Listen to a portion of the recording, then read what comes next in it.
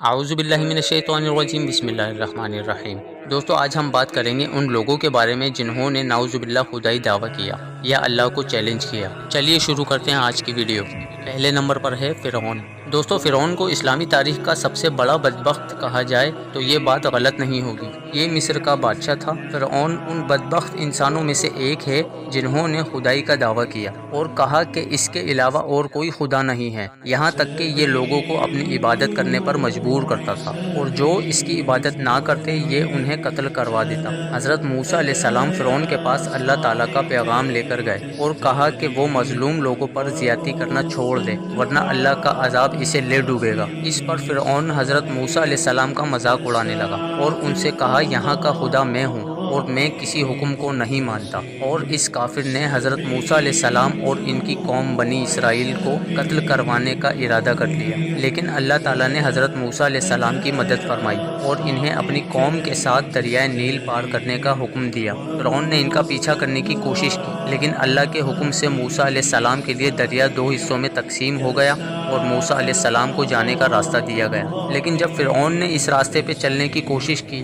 تو دریا واپس اپنی اصل شکل میں آ گیا اور فرعون اپنے لشکر سمیت دریا میں ڈوب کر غرق ہو گیا۔ ویسے تو فرعون پانی میں ڈوب کر ہلاک ہو گیا تھا، لیکن اللہ تعالیٰ نے اسے قیامت تک آنے والے لوگوں کے لیے عبرت کا نشان بنایا اور اس کی لاش کو محفوظ رکھ دیا، یہاں تک کہ ہزاروں سال گزرنے کے بعد بھی آج بھی اس کی ممی مصر کے میوزیم میں عبرتناک حالت میں پڑی ہے۔ دوسرے نمبر پہ بات کریں گے نمرود کی۔ دوستو دنیا میں شاید ہی ایسا کوئی مسلمان ہوگا جو نمرود کو نہ جانتا ہو۔ یہ اپنے دور کا سب سے جابر اور ظالم بادشاہ تھا۔ اس نے خدائی کا دعویٰ کیا تھا اور وہ لوگوں کو مجبور کرتا تھا کہ وہ اس کی عبادت کریں۔ جب حضرت ابراہیم علیہ السلام نے اسے اسلام کی دعوت دی تو اسے شدید غصہ آ گیا اور اس نے ان سے کہا کہ جاؤ اللہ سے کہو کہ اس سے مقابلہ کرنے کے لیے اپنی فوج بھیج دے۔ صرف اتنا ہی نہیں، کیونکہ یہ بہت بڑا خبیث تھا، اس نے حضرت ابراہیم علیہ السلام کو آگ میں ڈال دیا تھا، لیکن اللہ کے حکم سے وہ آگ حضرت ابراہیم علیہ السلام کے لیے ٹھنڈی ہو گئی تھی۔ پھر اللہ تعالیٰ نے نمرود کا مقابلہ کرنے کے لیے مچھروں کی ایک فوج بھیجی۔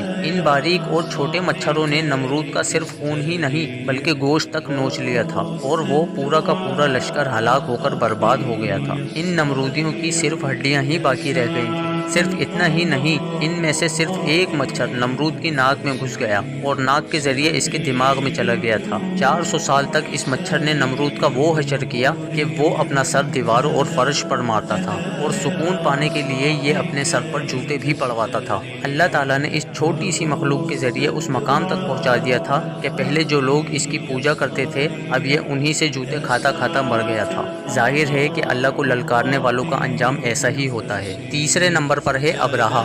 دوستو 571 صدی عیسوی میں یمن کی سلطنت پر ایک ظالم بادشاہ کی حکومت تھی جس کا نام ابراہا تھا۔ اس نے یمن میں ایک گرجا گھر بنوایا اور یہ چاہتا تھا کہ یہاں رہنے والے تمام لوگ مکہ کو چھوڑ کر اس گرجا گھر کی عبادت کریں اور اسے اپنا خدا مانیں، لیکن جب مسلمانوں نے اس کے خلاف بغاوت کی تو اس نے غصے میں آ کر قسم کھائی کہ یہ نعوذ باللہ خانہ کعبہ کو گرا دے گا، اور یہ اپنی فوج لے کر مکہ مکرمہ میں پہنچ گیا۔ اس کے لشکر میں سپاہیوں کے ساتھ ساتھ ہزاروں کی تعداد میں ہاتھی اور گھوڑے بھی موجود تھے۔ جب یہ اپنی فوج لے کر بیت اللہ کے نزدیک پہنچا تو آسمان میں ایک بہت بڑی پرندوں کی فوج نمودار ہوئی اور خانہ کعبہ کا طواف کرنے لگی۔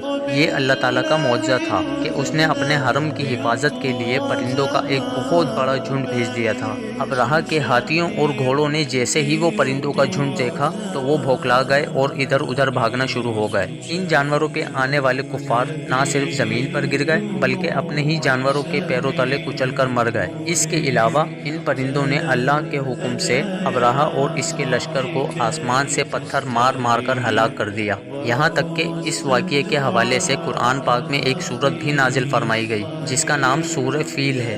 بے شک اللہ ہر چیز پر قادر ہے۔ چوتھے نمبر پر بات کریں گے شداد کی۔ دوستو شداد کا تعلق قوم عاد سے تھا۔ یہ ان کا بادشاہ تھا اور خود کو خدا مانتا تھا۔ قوم عاد کو اللہ تعالیٰ نے دولت، طاقت اور دنیا کی ہر نعمت سے نوازا تھا، لیکن اتنی زیادہ نعمت ہونے کے باعث یہ لوگ بھٹک گئے اور منکر ہو گئے، لیکن اللہ تعالیٰ نے انہیں ہدایت دینے کے لیے حضرت داؤد علیہ السلام کو بھیجا۔ جب حضرت داؤد نے شداد کو اللہ تعالیٰ کے راستے پر بلایا تو یہ ان کی توہین کرنا شروع ہو گیا۔ اس نے حضرت داؤد علیہ السلام سے سوال کیا کہ اگر وہ اسلام قبول کرتا ہے تو اسے کیا ملے گا؟ اس پر حضرت داؤد علیہ السلام نے اسے کہا کہ اس کے بدلے में इसे जन्नत मिलेगी और फिर इस जन्नत की तमाम नेमतों के बारे में बताया। इस पर वो कहकहा लगाकर हंसने लगा और बोला, ये कौन सी बड़ी बात है, ऐसी जन्नत तो मैं खुद भी तैयार कर सकता हूँ। इस बदबख्त ने अल्लाह का मुकाबला करते हुए अपनी सल्तनत पर पूरी जन्नत बनवाई और इसका नक्शा बिल्कुल वैसा ही रखा जैसा उसे हजरत दाऊद अलैहिस्सलाम ने बताया था। यहाँ तक कि इसने अपनी जन्नत को दुनिया की हर नेमत से भर दिया।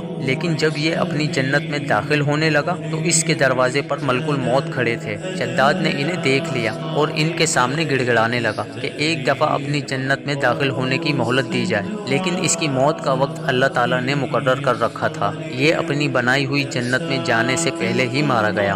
दोस्तों, अल्लाह ताला के मुनकिर के लिए इससे बेहतर सज़ा और क्या हो सकती है। दोस्तों, 5वें नंबर पे बात करेंगे स्टीफन हॉकिंग की। दोस्तों, ये जो शख्स आप देख रहे हैं इसका शुमार दुनिया के सबसे फेमस साइंटिस्ट में होता है। इस मनहूस ने अल्लाह के वजूद को मानने से इनकार कर दिया। सारी दुनिया के सामने ये कहा कि इस दुनिया में खुदा नाम की कोई चीज़ ही नहीं है और ना ही दुनिया को कोई चला रहा है।